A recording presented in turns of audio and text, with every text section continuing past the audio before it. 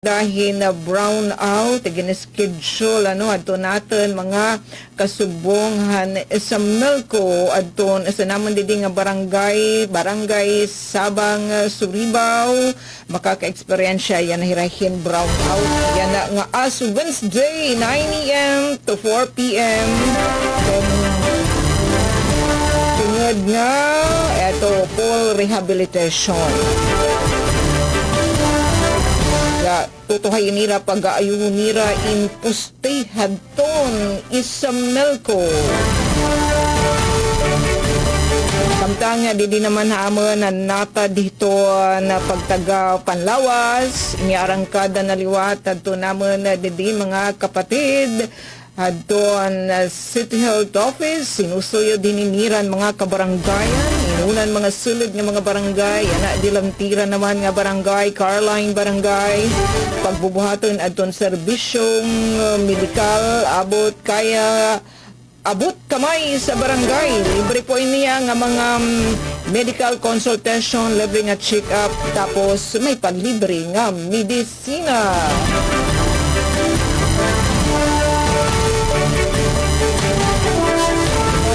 Naman namon na syudadan Borongan adi adto namon nag-share nga mga balita ipatitikim namon adto mga laray uluhan hanata diton pagtaga-ekonomiya inflation rate sa Eastern Samar hinitaasin 1.4%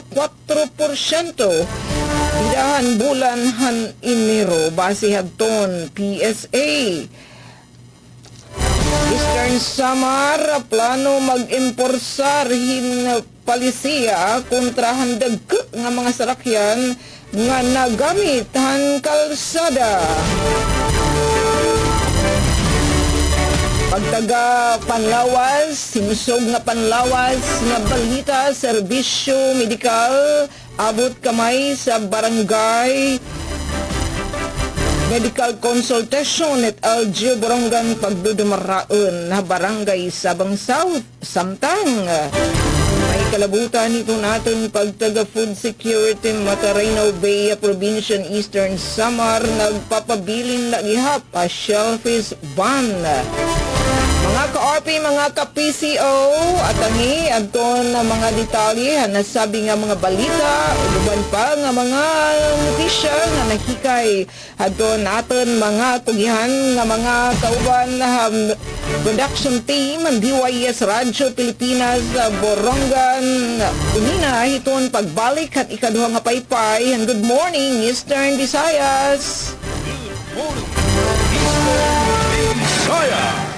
Yes, thank you so much, Ate Sok, sa imuhang pasinang impormasyon. Atong oras mga galahot, 8 minutos gikan sa alas 8 sa buntag. Mas painumdum nato no sa atong mga dibotong Katoliko. O karong adlaw ang opisyal nga pagsugod sa ato nga Kwaresma. Sa gikaingon pa natin Sok nga karong adlaw ang Miyerkules sa Badlis. So panginano na lang mo sa schedule sa atong nakadaiyang simbahan no para sa schedule ni ining mga nagkadaiyang misa. Yes, bueno, biyahe kita ngadto sa Dakbayan sa Kalbayog.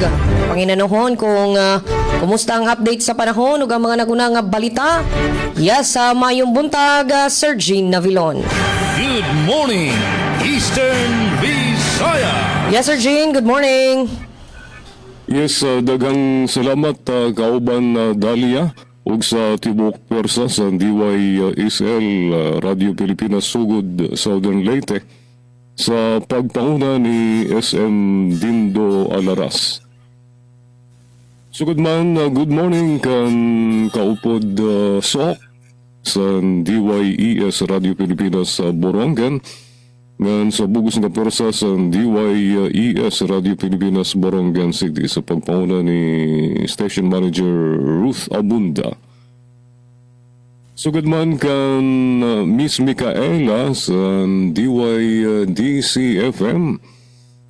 Visayas State University sa Baybay City. Good morning, maayong buntag kaninyong tanan diha sa Baybay.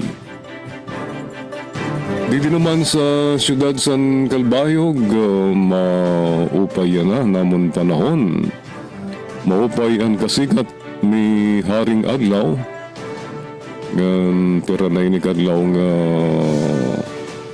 maadlaw didi sa sunny day didi sa siyudad San Calbayog. Kaupod ko sa control si Engineer Joven Cardenas. Ngan ako naman niyo surugoon sa kanginan Jim Aguilon nga makakaupod niyo tubtub alas 9. Ngan mga pahiboro para sa atong pagtaga tubig tigang dito sa FB page San Calbayog Water Company Incorporated.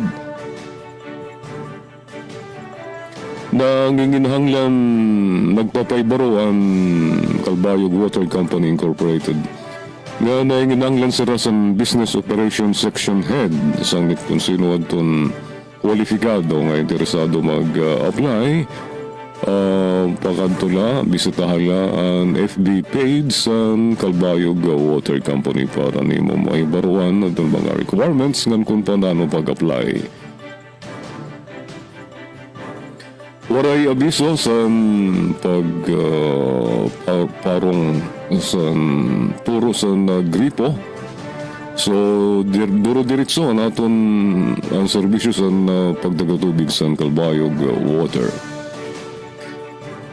Gadi naman kita sa pagtaga peace and order situation, mahimyang ang siyudad sa Calbayog sa naglabay nga 24 oras. Waray mga untoward incidents nga nagka-itatabo.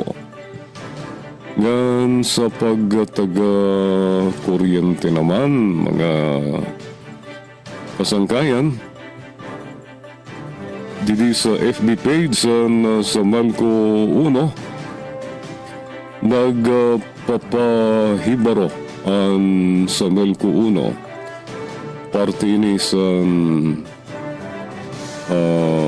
pagkamayada sa power service interruption. In-schedule sa NGCP. Notice of NGCP scheduled power interruption. Yan na ining adlaw sa Miyerkules. Tag 30 minutos nga kaparong san kuryente tinga alas 6 sa naga nga alas 7 sa naga nga mautro ini niyan nga alas 5 san kulop ngadto alas 6 san gabi. Din ang apektado nga mga lugar mawan San Agustin Substation, Feeders 6 barangays along Nakubing ngadto San Agustin ngadto Matuginaw. Feeder 7 Municipalidad San Jorge ang Tarangnan Barangays. Pati ang Karayman Substation Feeder 9 Municipality San Santa Margarita kag Sumhi ngadto Ilo. Gandara Tambungan ngadto Nakubi. Mga barangay san pagsanghan Langipan, Binalayan, Lahong, Dapdap ngan Talinga. Feeder 10 ungay liwat niyan 30 minutos nga brownout tigang alas 5 nga alas 6 ang gabi barangay sa Long Kapogan ngadto Obrero. Lakip ang Pandayan ngadto Gaisano, payahan ngadto Dagum, JD Avelino Street, Tubtub Hospital site. Pido ngadto Buburak, Bagsay sa extension ngadto Narcisa Hills, lakip ang Ravis nagbagakay ngadto Karayman, Burabod ngadto Munbon, Santa Margarita. Tungod din sa preventive and corrective maintenance sa Calbayog Bless 69 KV line.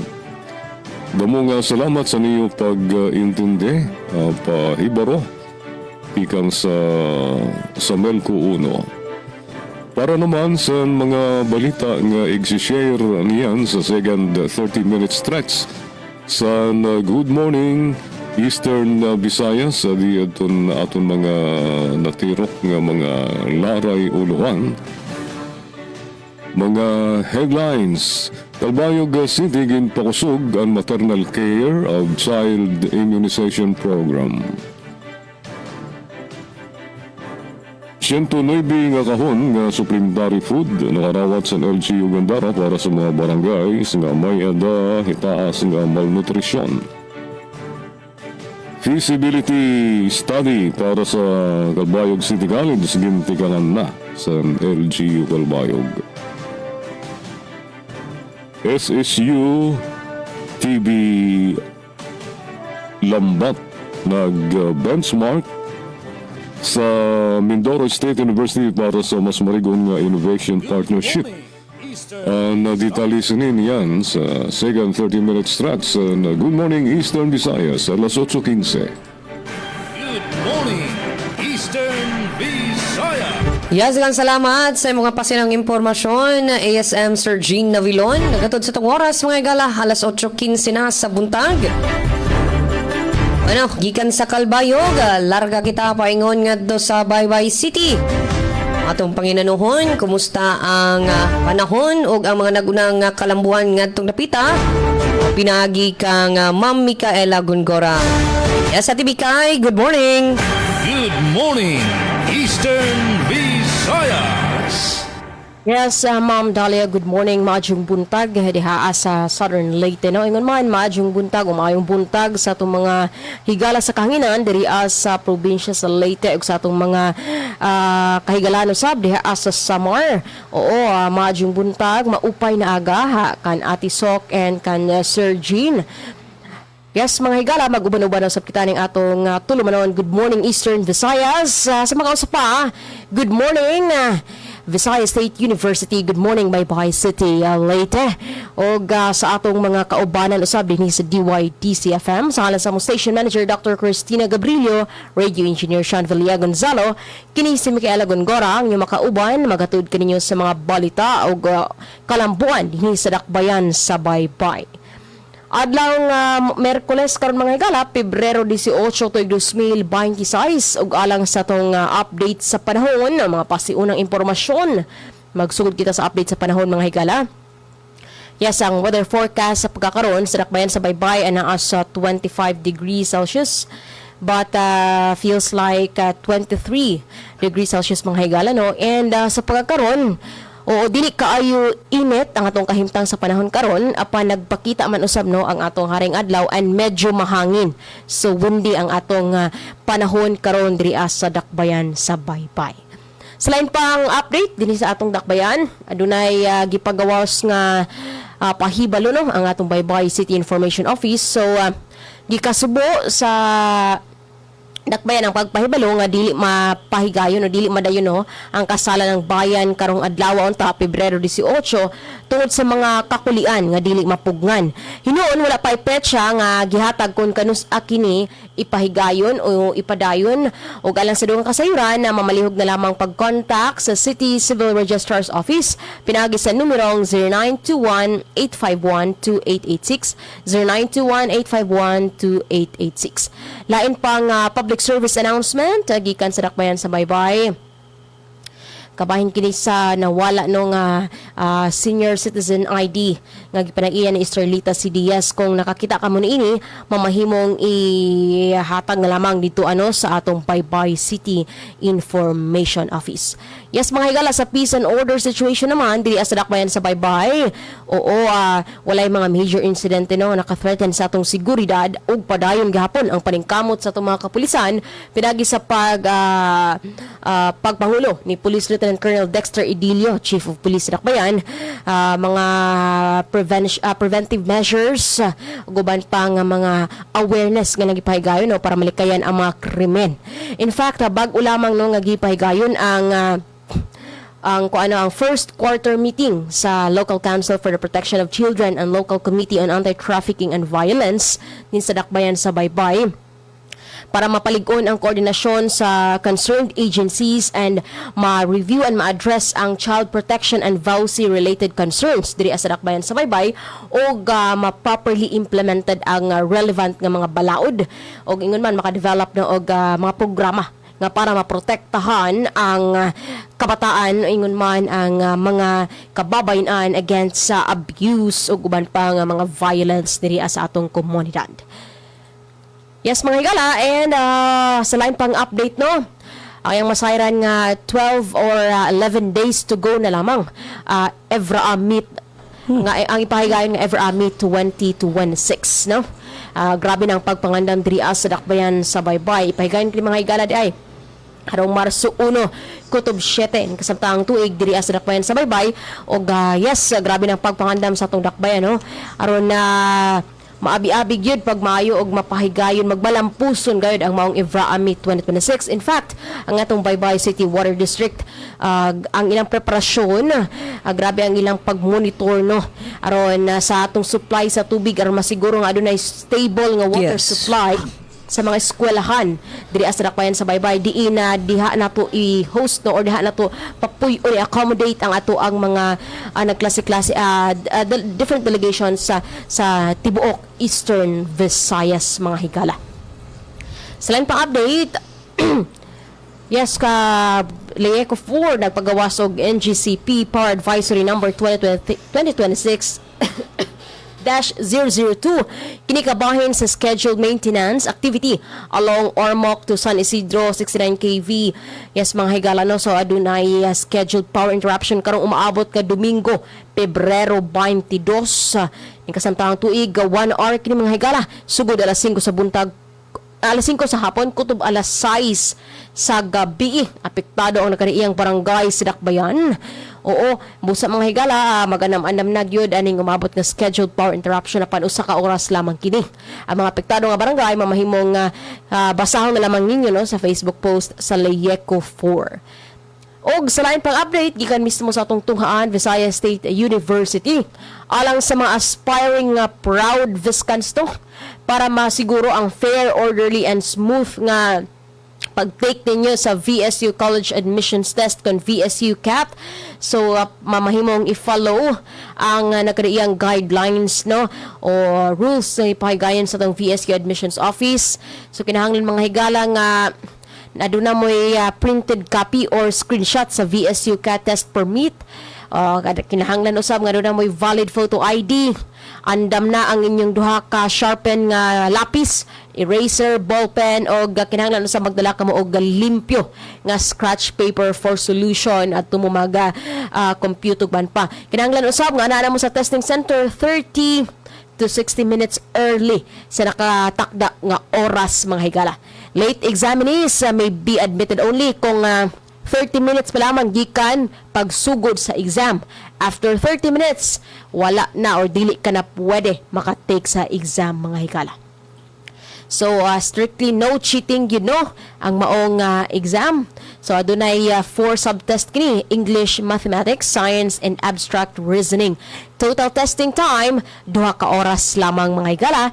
And alang sa dugang kasayuran, mamay mong bisitahon ang atong Facebook page sa Visayas State University aron magiyahan ngayod ining kining kabahin sa VSU College Admissions Test. Og mao ka na mga higala ang update sa atong dakbayan sa Baybay o mga kalambuan ug alang sa mga balita nga nakalap karong adlaw Pebrero 18. HIV awareness session gipahigayon sa Mailhi National High School sa dakbayan sa Baybay. Visayas State University Admissions Office gidala ang serbisyo sa Dawahon Island alang sa VSU CAT 2026. At ang dugang detalye ning maong mga balita sa pagbalik ning atong tulumanon. Good morning, Eastern Visayas. Good morning, Eastern Visayas. Yes, thank you so much sa Timikar sa imuhang gipahat nga ubay-ubay nga impormasyon no iha sa dakbayan sa Baybay. Bueno, dinhi sa Southern Leyte.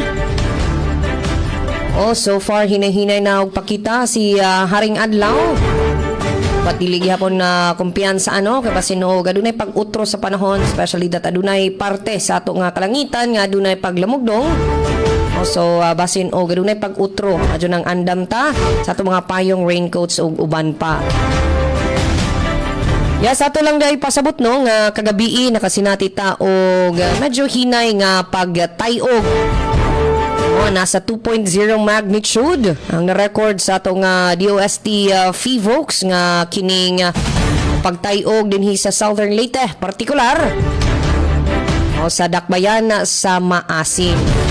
Hinoon walay gilauman nga mga aftershocks ug wala po'y danyos nga na-record.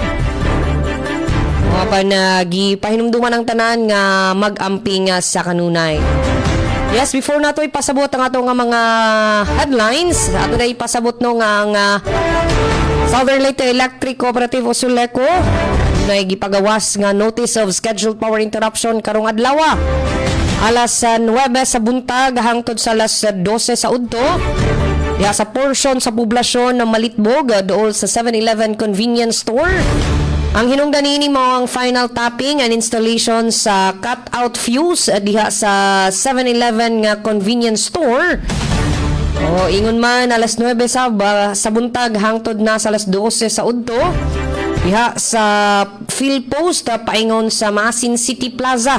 Apil na ang atong legislative building sa Dakbayan sa Maasin. Ang hinungdan niini mo ang pag-trim sa atong mga kahoy as requested by LGU Maasin. And karong alas 9 hangtod sa alas 5 sa hapon. Ubay-ubay gyud nga brown out ang sinati diha sa Barangay Pinaskuhan ngadto sa Hinapo Gamay o San Agustin sa Dakbayan sa Maasin. Sa gipasabot pa nga impormasyon sa Suleco, ang hinungdan niini mo ang single phase line reconductoring from bare to insulated along Pinaskuhan to Hinapo Gamay, Maasin City. So take note sa itong mga apektado nga miyembro konsumidores. I-charge ang pwedeng i-charge mga gadgets, power banks o uban pa aron pangandaman ang maong scheduled power interruption karong adlaw. Bueno, sa itong naipos nga balita, DILG Regional Director nanguna sa ceremonial turnover sa mga proyekto sa Dakbayan sa Maasin. RHU Malitbog nagtanyag og libreng heart screening. LGU hinunangan na nangandam sa Second Tourism Champions Challenge og ordinansa nga mag-regulate sa live weight tahag prices sa St. Bernard gisugyot. Bueno, sa ato nga pagbalik mga korpi, ay before data makalimot no, ato nga basahon ning headlines nga giandam sa Philippine Information Agency o PIA Northern Samar. Since dili na to makauban live si Mama Aileen Diaz, Mama Aileen o get well soon o gamping diha. Well, for PIA Northern Samar, para sa ilang mga headlines, pamunuan sa UPAPRO nagdayaw san probinsya san hapsay nga pagpatuman ngan pag-implementar san programa pagtaga balik loob ngan LCAC. Magkasunod-sunod nga dagko nga medical ngan surgical mission pagahimuon sa probinsya sa norte san Samar. Yes, bueno, sa ato nga pagbalik mga korpi, ato nagyong ihatod ang kompletong detalye sa mga balita. Usa, stay tuned. Ayon lang yapon og paminaw sa ato nga programa, mubalik pa kita human lang nining mga mahinungdanon nato nga pahinumdom. Radyo Pilipinas, Radyo Publiko. Radyo Pilipinas, Radyo Publiko.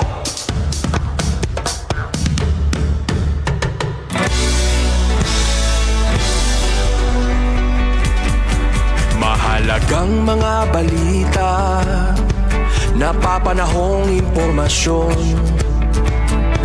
Kami ang sesyon, gipahigayon pag may bagyo at sakuna. Serbisyo ng gobyerno kapag may nangangailangan. Mga proyekto ng Pangulo, damang-dama ang pagmamahal niya. Tulay ng mga hinaing, ang problema ng bayan ating lulutasin. Tulay sa himpapawid, tulay ng pagbabago. Radyo Pilipinas, ng bagong Pilipinas. Radyo Pilipinas, ng bagong Pilipino. Mga proyekto ng Pangulo, damang-dama ang pagmamahal niya. Radyo Pilipinas, Radyo Publiko, ang boses ng Pangulo.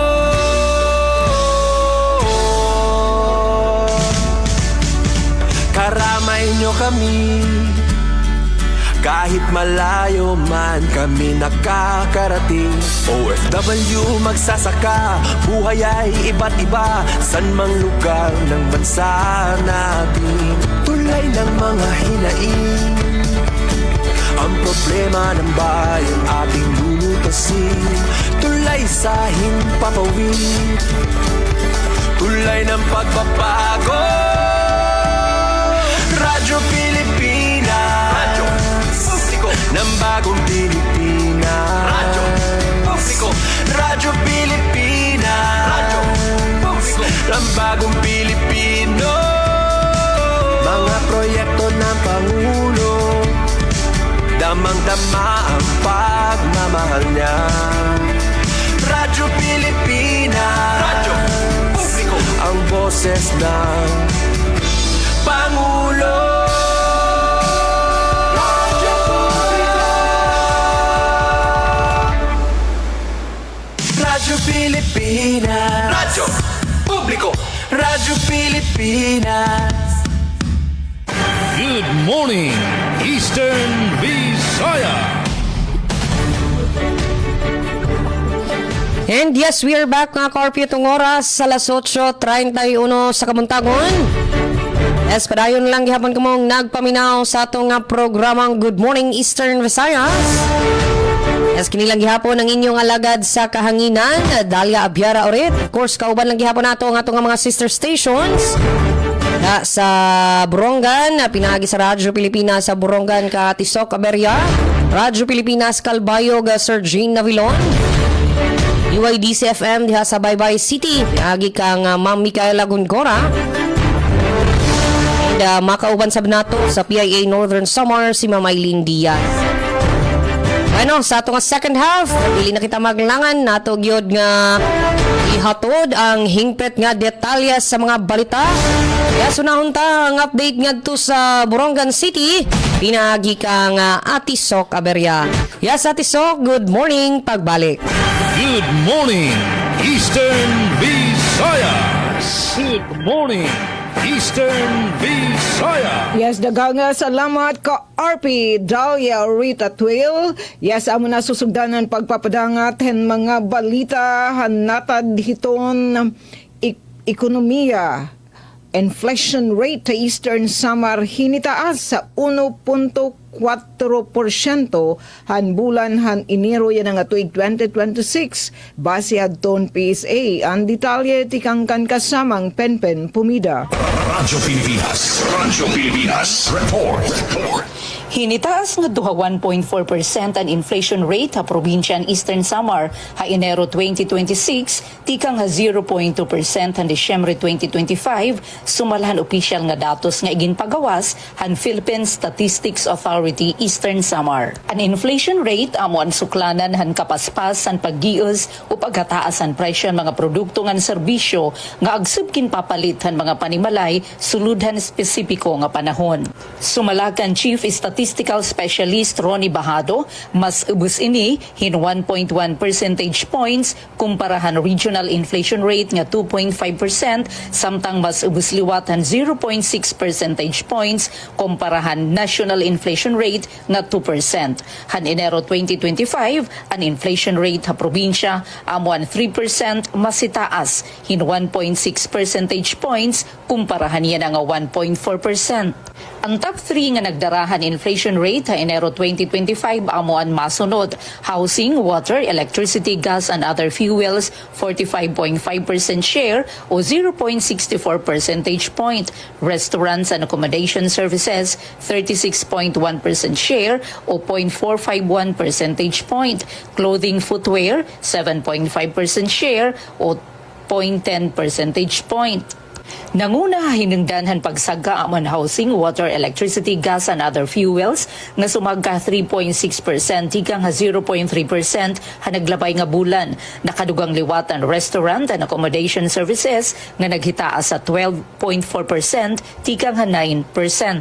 May daliwat paghataas sa health 3.5% tikang 2.3%, alcoholic beverages and tobacco 2.9% tikang 1.5%, furnishings and housing household equipment 2.5%, tikang 1.7%, recreation, sport and culture 1.9%, tikang 0.4%, personal care and miscellaneous goods and services 1.7%, tikang 1.4%, ngan clothing and footwear 2.5%, tikang 2.4%. Ang transport naka-record hin annual decrease sa 2.4% han Enero 2026, tikang 0.8% nga increase sa naglabay nga bulan. Waray naman pag-giis ang presyo ha information and communication 0.2%, education services 0%, ngan financial services 0%. Sumalakan o pas Technical Division Chief ngan Provincial Rice Program Coordinator Chodoro Apura, ang pagsaghan presyohan bugas resultahan diri pa harvest season ngan kakulangan han irigasyon.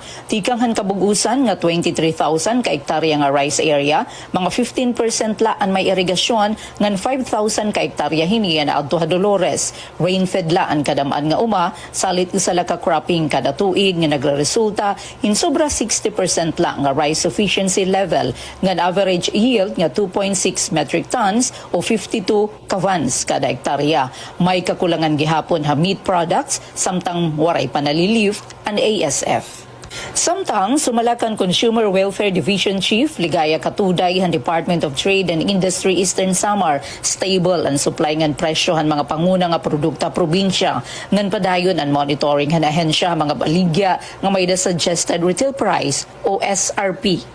Para habagong Pilipinas, inihi Penelope Pumida, Radyo Pilipinas, Radyo Publiko, Borongan. Da mga salamat kasamang Penpen Pumida. Good morning, Eastern Visayas. Calbayog City ginpakusog ang maternal care o child immunization program sa detalye. At ang report ni Charmaine Perito Balbes. Radyo Pilipinas report. Mas ginpahugot san gobyerno lokal san Calbayog ang mga programa sa panlawas san mga burod ug mga bata kahuman mag-meeting ang City Health Office, City Population Office, City Social Welfare and Development Office ug City Nutrition Office. Kasunod ini san ginlansar nga responsive care for the unborn program nga nakatutok sa luwas nga pagburod, tama nga nutrisyon ug temprano nga health intervention. Padayon ang pagbantay sa City Health Office sa prenatal check-up sa mga barangay health center para masiguro nga ang mga burod ang nakakarawat sa tama nga pag-eksamina, giya sa nutrisyon ug kinahanglanon nga suporta. Kasunod sini, ginpahugot liwat ang kampanya sa pagbabakuna sa mga bata. Base sa report sa City Health ug Nutrition Office, padayon ang routine immunization kontra sa tigdas, polio ug iba pang sakit nga pwede malikyan pinaagi san bakuna. Katuyuanan sini nga mabaton ang immunization gaps ug malikyan ang posible nga outbreak. Paghatag doon sa gobyerno lokal nga importante ang koordinasyon sa iba-ibang nga opisina para masigurado ang durodretso nga prenatal ug postnatal care pati na ang kompleto nga bakuna sa mga bata. Nagpatapod liwat ang CSWDO sa kadugangan nga bulig pinansyal ug social protection para sa mga pamilya nga nanginginahanglan. Pinaagi sini nga urusa nga pitad padayon nga ginpapakusog sa Calbayog City ang pag-ataman sa mga eroy ug kabataan pakadto sa mas luwas ug mas mabaskog nga komunidad. Para sa Bagong Pilipinas, Charmaine Perito Balbas, Radyo Pilipinas, Radyo Publiko, Calbayog. Salamat Charm sa nimo report. Good morning, Eastern Visayas. Samtang sa mga balita nga nakalap gikan sa DYD's FM, HIV awareness session gipahigayon sa Mailhi National High School sa Dakbayan sa Baybay. Ani ang detalye sa akong report.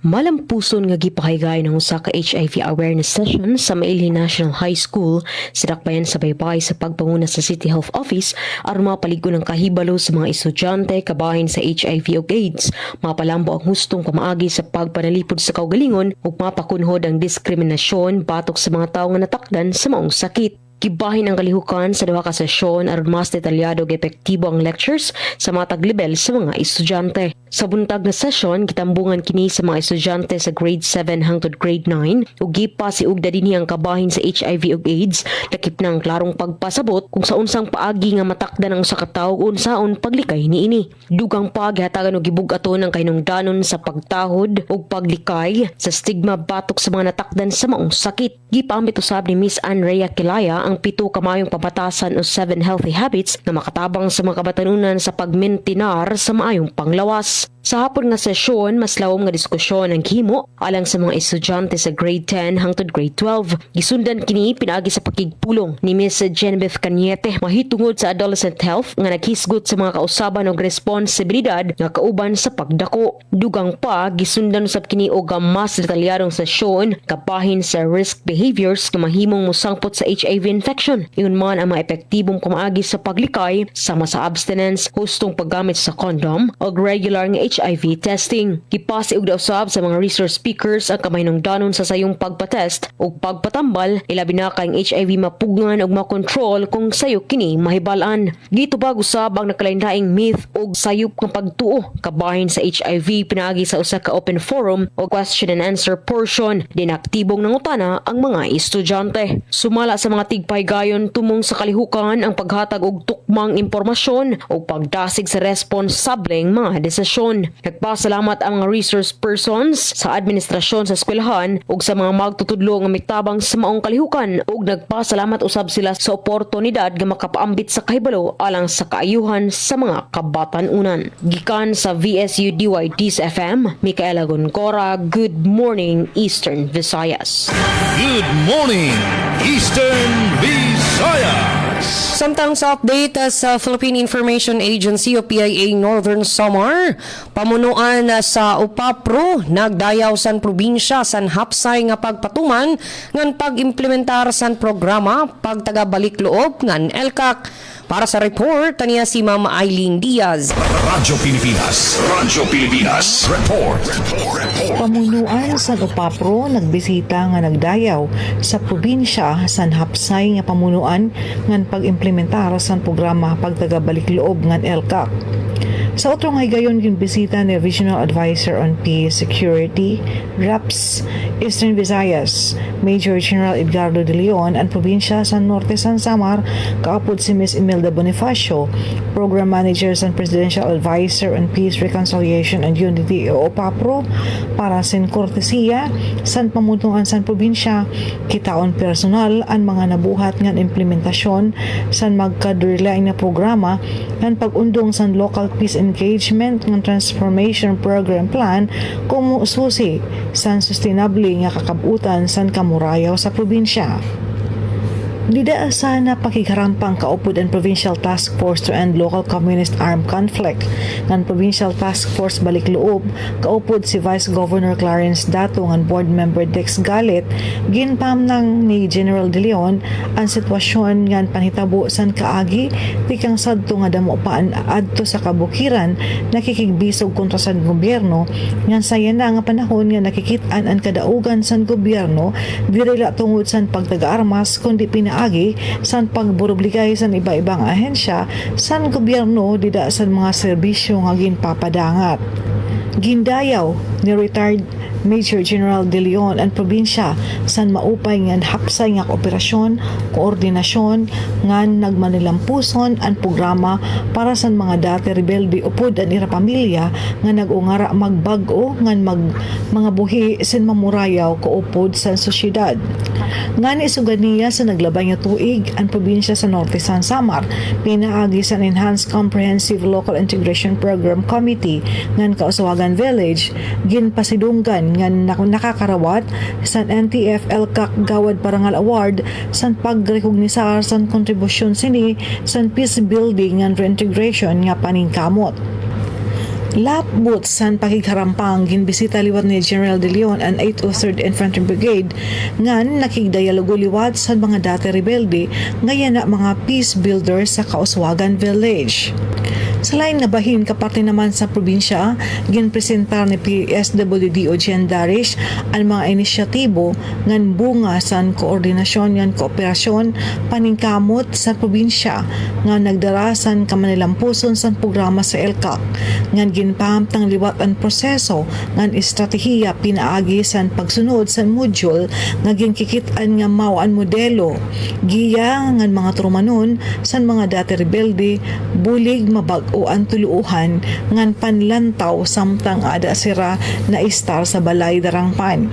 Saya na padayon nga seryoso ang gobyerno probinsyal kasubok ang mga lokal nga nasyonal nga panggobyernuhan san kakabutan san tinuod nga kamurayaw nga gintutuuhan nga magdadara san hingpit nga kauswagan dihan nga dapit sa rehiyon. Good morning, Eastern Visayas. Atong oras sa alas 8:45 sa buntag sa atong updates din sa Southern Leyte. LGU hinunangan nangandam sa Second Tourism Champions Challenge. Para sa report niya si Aljon Malot. Radyo Pilipinas, report. Yes, Aljon. Hingpit nga nangandam ang lokal nga panggamhanan sa Nunagan Southern Leyte sa second cycle sa Tourism Champions Challenge kun TCC. Nasaran kang Municipal Tourism Officer Arnie Istiliore nga padayon ang ilang paningkamot nga makompleto ang mga requisitos nga isumiter alang sa national level sa mga kompetisyon. Giuluhan ang proyekto nga Project Gateway, Generating Access, Tourism Enhancement and Welcome Assistance for You.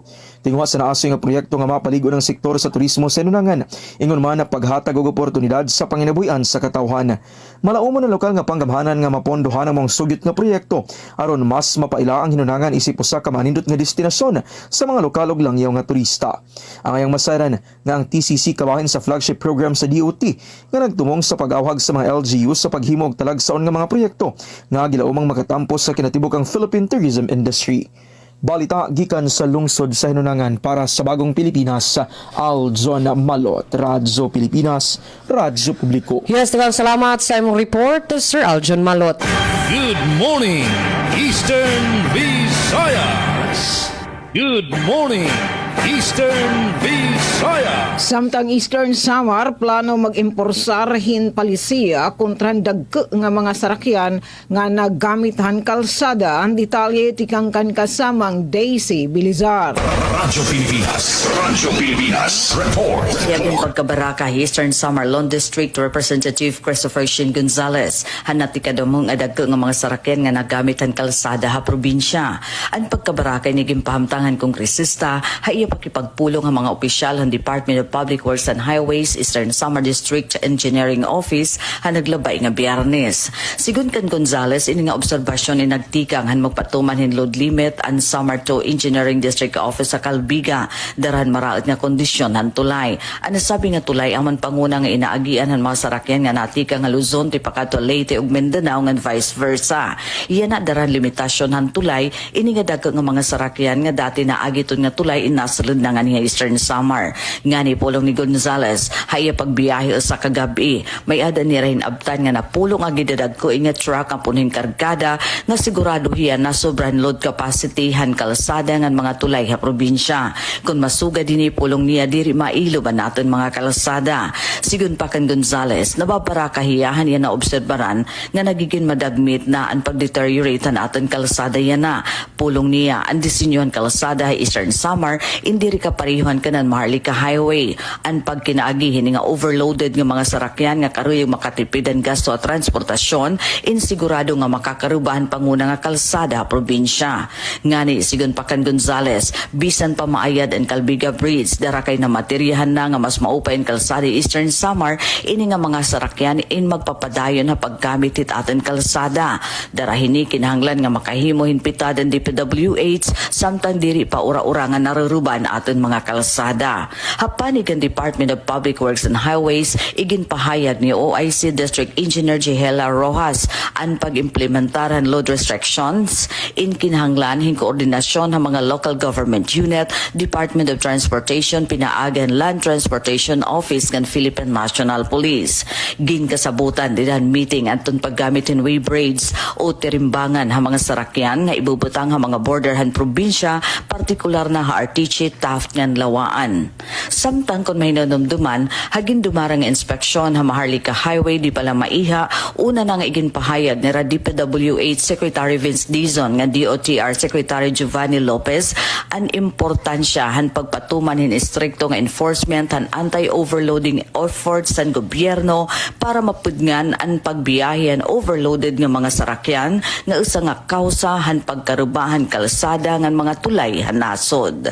Para habagong Pilipinas, Daisy Lalosa Bilizar, Radyo Pilipinas, Radyo Publiko, Borongan. Da mga salamat kasamang Daisy Bilizar. Good morning, Eastern Visayas.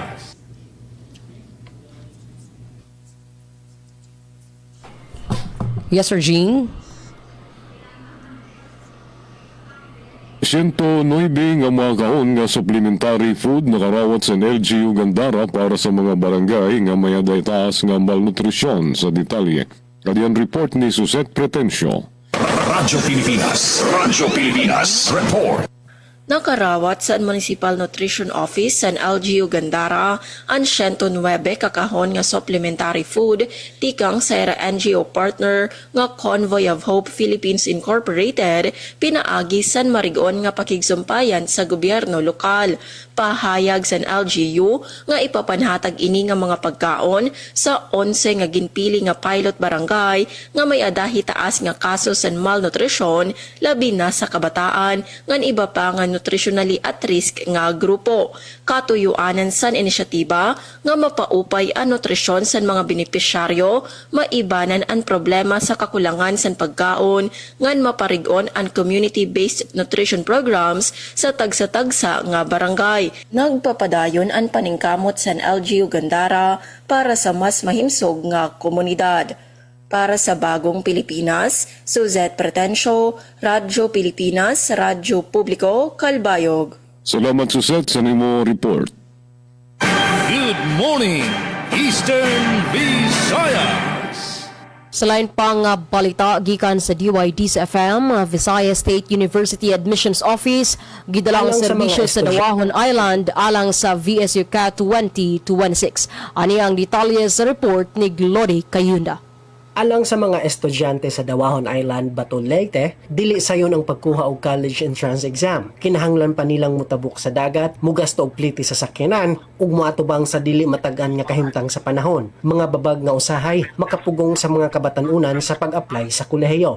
Aron matubag kining hagit, gidala sa Visayas State University Admissions Office ang VSU College Admission Test kun VSU CAT ngadto mismo sa isla. Sa ingon ang mga aplikante dili na kinahanglan mo biyaheg layo ug mahatagan og masayon ug mas patas nga kahigayunan sa pagkuha sa eksaminasyon sulod sa ilang komunidad. Ang eksaminasyon gipahigayon ni Dr. Joseph E. Padilla, University Admissions Officer, uban ni Associate Professor Corazon A. Padilla, miyembro sa Test Development Committee, sa pakigtambayayong kang Engineer John Christian Gaviola ug sa team sa Regional Climate Change Research and Development Center kun RCCRDC. Kini nga inisyatibo nagsuporta sa SDG 4 Quality Education ug SDG 10 Reduce Inequalities pinaagi sa paghatag og parehas nga oportunidad sa mga estudyante sa mga lugar nga layo ug lisod maabot. Pinaagi niini gipakita sa VSU nga ang admissions dili lamang proseso sa pagpili og estudyante kundi usa ka serbisyo nga naghatag og paglaom ug mas lapad nga kahigayunan sa edukasyon alang sa tanan. Gikan sa VSU DYDC-FM, Glody Kayunda. Good morning, Eastern Visayas.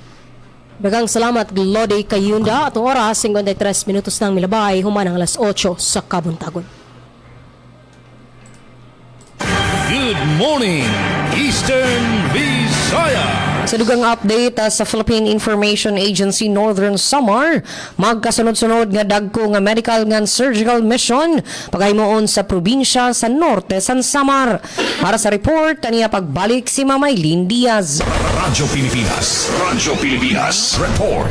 Magkasunod-sunod nga mga dagko nga medical nga surgical mission paghimuon sa probinsya sa Norte San Samar.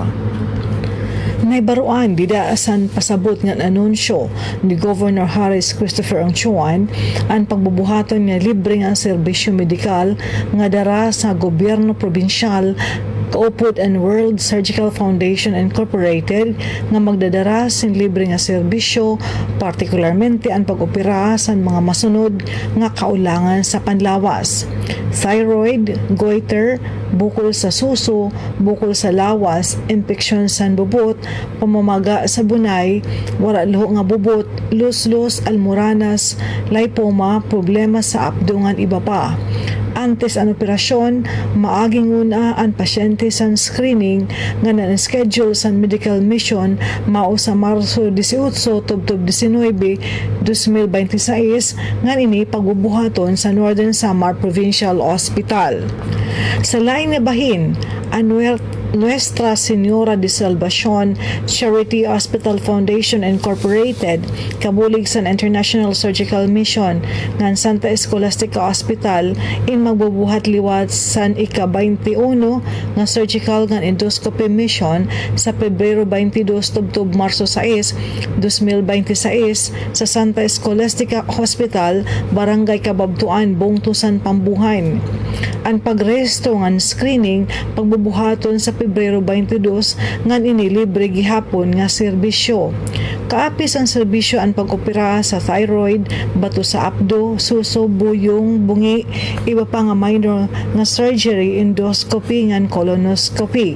Kaupot sa grupo ang Mabuhay Clinic, Rotary Club ng University of Eastern Philippines College of Nursing and Allied Health Sciences. Good morning, Eastern Visayas. 5 minutos sa dili pa mag-alas 9 sa buntag sa atong update dinhi sa Southern Leyte. DILG Regional Director nanguna sa ceremonial turnover sa mga proyekto sa Masin. Ani ang atong report. Radyo Pilipinas report. Opisyal nga gipangunahan ni Department of Interior and Local Government kun DILG Regional Director Arnel Agabe ang ceremonial turnover sa naglain-laing proyekto nga gihatag sa Masin City pinagi sa Local Government Support Fund, Financial Assistance to Local Government Units, ug Seal of Good Local Governance kon SGLG. Ang mga proyekto naglakip sa pagtukod sa lokal nga dalan sa sitio San Vicente, Barangay Cansirong, nga gila umang makapaayo sa accessibility ug transportasyon sa komunidad. Lakip usab sa gi-turnover ang water supply system sa Barangay Cagnituan nga makatabang sa pagpalig-on sa supply sa tubig ug pagsuporta sa mga programa sa agrikultura sa syudad.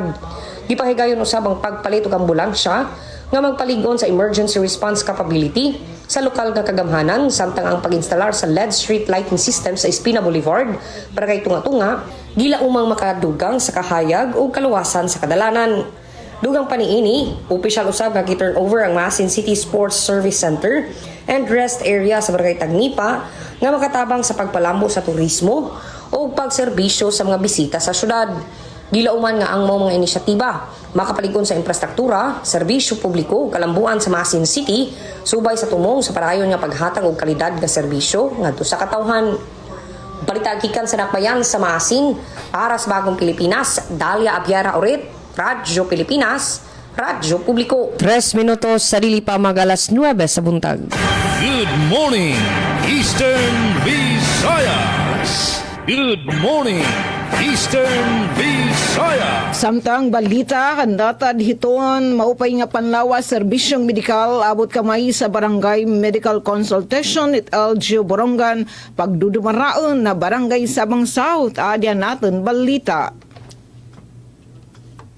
Radyo Pilipinas report.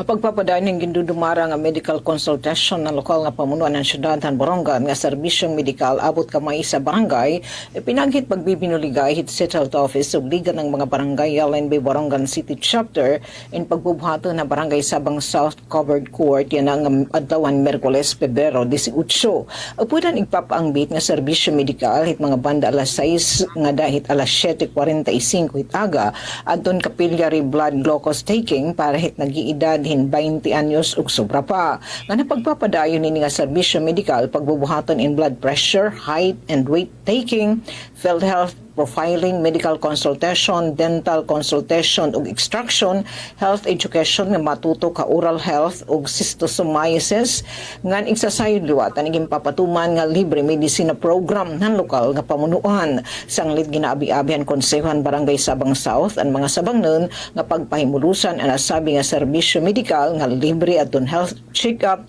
nga mayda libre nga medisina. Balita na hikay tika nga official FB page sa Barangay Sabang South Council. So, Gaberia, Radyo Pilipinas, Radyo Publiko, Borongan. Good morning, Eastern Visayas. Tungod kayo rin naman kita oras, di nila tatubtob sa nato na programa, di nila tutubtob ang participation sa DYOG, Radio Pilipinas Kalbayog, sa Good Morning EV. Sa ngaron sa nakaupon ko sa control, si Engineer Joven Gardinas, ini naman iyo surugon sa kanginan Jean Navilon, nagpapasalamat. Good morning, Eastern Visayas. Good morning, Eastern Visayas. Yes, temporaryo na sab kami nga manamilit gikan sa DYD's FM sa alang sa mo station manager Dr. Cristina Gabrilio, radio engineer Sean Valia Gonzalo, kini si Michaela Gongora ug akong kauban si Glory Cayuda alang ni atong tulumanon. Good morning, Eastern Visayas. Good morning, Eastern Visayas. Good morning, Eastern Visayas. Yes, ka-RP Dahlia, sugad man liwat din hamon nga side DYS Radyo Pilipinas, Borongan, kami liwat and temporaryo na nga masalibagjo.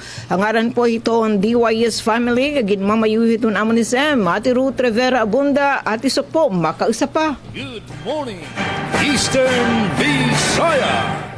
Sa ngaran ni PIA8 Regional Head Rayan Arinto, ini si Eileen Lazondia sa Philippine Information Agency Northern Samar, nagpapasalamat. Good morning, Eastern Visayas. Good morning, Eastern Visayas. And yes, bueno, natapos sa atong paraguban, atong oras 9 alas 9 sa buntag. Sa ngalan sa atong station manager, Sir Dindo Alaras, kini ang inyong alagad sa kahanginan, Dalia Abiara ulit.